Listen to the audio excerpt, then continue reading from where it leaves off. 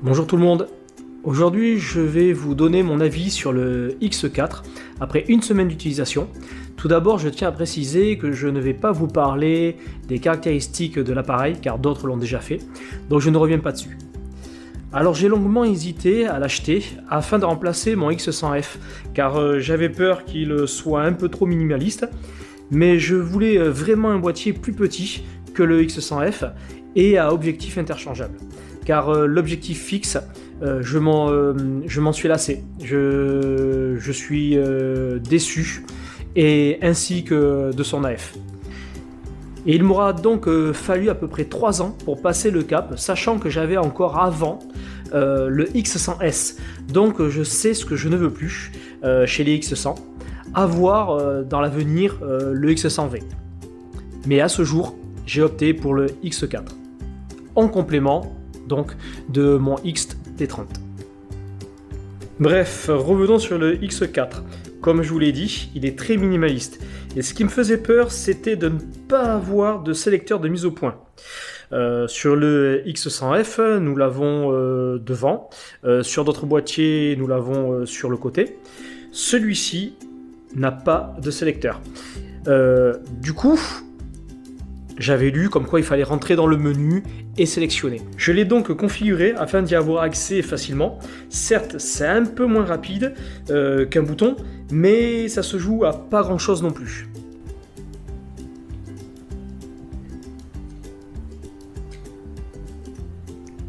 Voilà. Donc à partir de là, je peux sélectionner ce que je souhaite. Donc en continu, ou en manuel, ou AF seul. Vous pouvez constater que c'est pas non plus dérangeant. Donc comme je le disais, ça va moins vite qu'un sélecteur, mais ça reste tout de même accessible relativement facilement et rapide.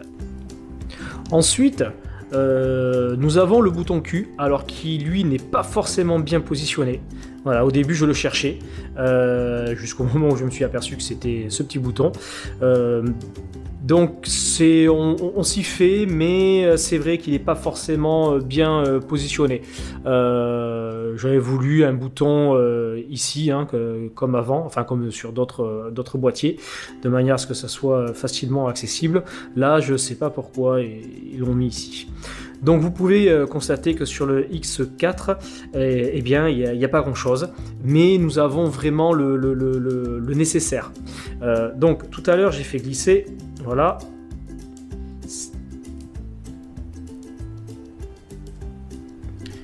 Donc nous avons le sélecteur de l'autofocus.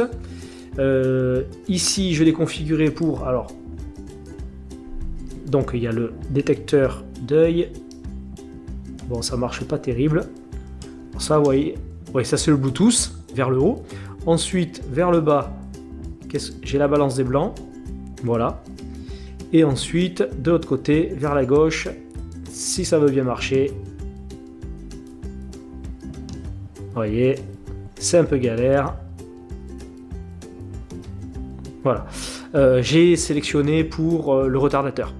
Voilà, je l'ai configuré pour avoir le retardateur. Je trouve que c'est assez pratique et je configure souvent mes caméras comme ça.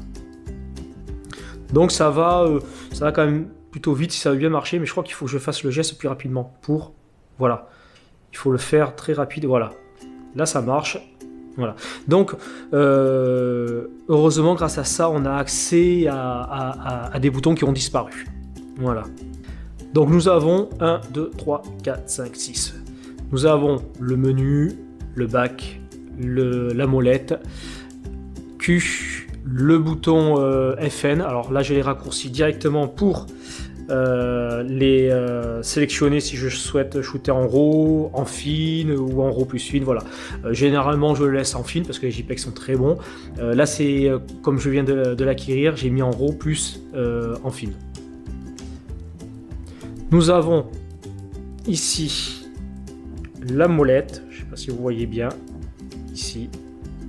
Voilà. Donc c'est vraiment le minimum, mais du coup c'est ce qui fait son charme. Et je vous avoue que lorsque je suis allé shooter, alors je me suis baladé dans la rue, j'ai shooté juste un immeuble, je vais vous mettre les images juste après. Du coup, le fait qu'on n'ait pas beaucoup de boutons, moi, ce que j'ai fait, c'est que ça m'a incité à faire des réglages perso. Ce que je faisais très peu, puisque je ne shootais quasiment pas en JPEG. Du coup, là, ça m'a forcé à faire des réglages perso, à vraiment les peaufiner, d'autant plus que on peut les peaufiner beaucoup plus précisément, parce que nous avons désormais, dans les réglages perso, une balance des blancs qui peut être personnalisée sur les 7 réglages perso. Alors qu'avant, par exemple, sur mon XT30, j'ai 3 balances des blancs et je dois faire avec. Voilà, sachant que j'ai 7 réglages perso. Mais si par exemple j'ai le 4e réglage perso, je souhaite avoir une balance des blancs totalement différente que du 1, du 2 et du 3, et bien je ne peux pas. Voilà, je suis obligé de prendre le 1, le 2 ou le 3 qui est déjà configuré. Et alors que celui-ci, j'ai 7 réglages perso, j'ai 7 balances des blancs. Et ça, c'est génial parce qu'on va vraiment jusqu'au bout de son réglage. Du coup, ça m'incite à shooter en JPEG et à me concentrer juste sur la prise de vue. Et ce que j'ai vraiment ressenti avec ce petit boîtier. Déjà, il est léger, j'ai mis une courroie pour l'avoir autour du cou, j'avais les mains dans les poches, j'ai observé à droite, à gauche, et j'ai capturé l'image. Ce que je ne faisais pas forcément avec les autres, puisque je regardais si je shootais en fine, en RAW, je sélectionnais dans le menu, je regardais à droite, à gauche. Là, c'est vraiment plus le cas, je me prends beaucoup moins la tête, et là, j'ai l'impression d'avoir limite un boîtier argentique. J'ai vraiment ce ressenti. Souvent on dit Fuji, on se rapproche de l'argentique, c'est une philosophie, voilà. Là, je le ressens beaucoup plus. Donc c'est vraiment un boîtier très sympa, donc minimaliste puisque c'est le but. Vous avez encore, ce que je ne vous ai pas montré, les molettes en haut, donc toujours pareil, vitesse, l'exposition. Il n'y a pas de molette des ISO. Donc pareil, je les ai configurés les ISO pour que ça soit automatique. De toute façon, je les mets toujours en automatique.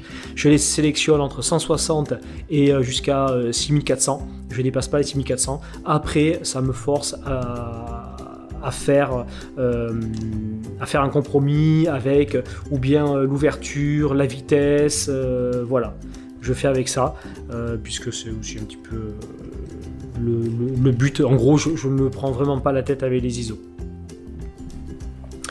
Ce que j'ai vraiment apprécié, enfin, c'est la première fois que j'ai un écran comme ça, c'est, hop, voilà,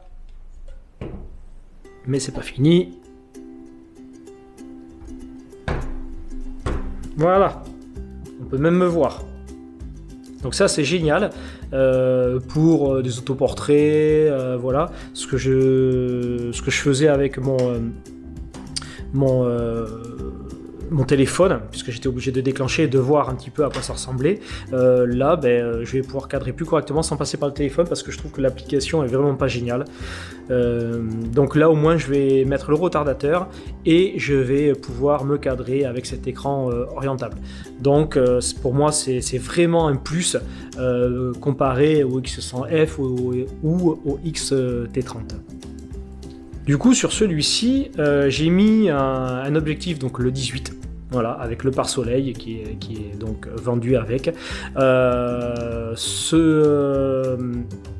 Cet appareil sera pour ma part exclusivement dédié à la photo de rue, sachant que l'avantage c'est que si je voyageais léger et j'ai pas envie d'embarquer avec moi le XT30, je prends juste l'objectif et je pourrais le changer, puisque c'est le but aussi, c'est de pouvoir changer les objectifs, ce que je n'appréciais plus vraiment chez le X100F. En fait, si le X100F avait eu vraiment un très bon objectif, j'aurais peut-être gardé, mais là en fait il m'a vraiment saoulé. Donc comme dans mon habitude, je les personnalise niveau look avec ce cache, je sais même plus comment on appelle ça d'ailleurs, le bouton, toujours imitation bois, j'aime bien, voilà. J'ai en plus la Dragon, donc celle que j'avais sur le X100F, d'ailleurs pour ceux qui sont intéressés, je vends le X100F, qui est en très bon état, et la sangle donc pour mettre autour du cou. Voilà, donc ça, je pense que je vais revenir un petit peu à ça pour me balader dans la rue, pour pas l'avoir toujours à la main, voilà, comme un bon touriste, mais un touriste artistique. J'ai été très surpris du viseur. Alors, j'avais lu que le viseur était petit, mais j'avais jamais eu un viseur aussi petit. Donc la première fois que j'ai mis l'œil dedans, je me suis dit, ah oui, là c'est vraiment petit. On a l'impression de regarder limite dans le trou d'une serrure. C'est petit, mais bon, on s'y fait, mais ça fait bizarre. Quand on n'a pas l'habitude, ça fait bizarre. On n'a pas forcément l'impression de viser ou on a l'impression de viser à côté. Mais bon, voilà, ça c'est un petit ressenti un petit peu négatif. Rien de bien méchant. Donc pour comparer ce boîtier avec par exemple le XT30, pour ceux qui l'ont, on peut dire que il est quasiment du même gabarit, hein. On ne fait pas non plus une grosse différence. Il est peut-être un poil plus léger, il est en termes de largeur, il est peut-être un peu plus large, mais si on les met l'un sur l'autre, ouais, c'est à peu près le corps de l'appareil est à peu près pareil. Juste que comme il y a une molette en moins, on a l'impression qu'il est plus petit, plus fin, mais au final c'est pareil. Vous avez vu, j'ai mis un grip, j'ai la même sensation que de prendre le XT30. Ça me fait un peu cette impression, mais avec quelque chose de plus léger, de légèrement plus petit, mais voilà.